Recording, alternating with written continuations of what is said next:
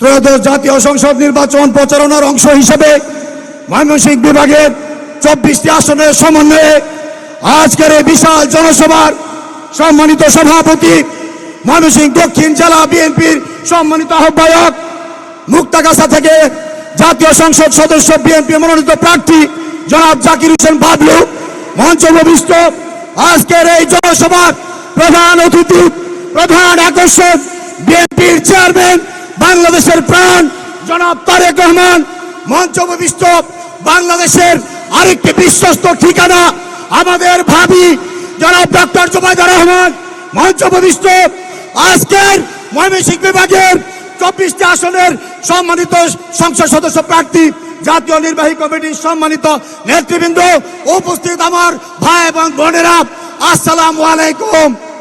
আজকের এই জনসভায় আমাদের কোনো বক্তব্য নাই। আমি বিভাগীয় সাংগঠনিক সম্পাদক হিসাবে আজকে আমি ময়মনসিংহ মহানগর, উত্তর, দক্ষিণ, নেত্রকোনা, জামালপুর, শেরপুর সমস্ত জেলা নেতৃবৃন্দ সহ বিভাগীয় শহরের হেডকোয়ার্টার, মহানগর, উত্তর, দক্ষিণের সমস্ত বিএনপি এবং অঙ্গ সহযোগী সংগঠনের সার্বিক সহযোগিতায় আইন শৃঙ্খলা বাহিনী, প্রশাসন, সাংবাদিক, সকল প্রকার শ্রেণীপেশার মানুষের সহযোগিতা নিয়ে আজকের এই জনসভা আমরা সফল করতে পেরেছি। ভাই, আজকে একটি কথা, আমরা আন্দোলন সংগ্রামে আপনার নির্দেশে রাজপথে থেকেছি, জীবন দিয়েছি, স্বৈরাচারকে বিতাড়িত করেছি। আজকে আবার আপনি নির্দেশ দিয়েছেন রাজপথে থাকতে হবে। 24টি আসন ময়মনসিংহের আপনাকে উপহার দেবো ইনশাআল্লাহ। আমরা সবাই ঐক্যবদ্ধ ধানের শীষের বিজয়ের জন্য।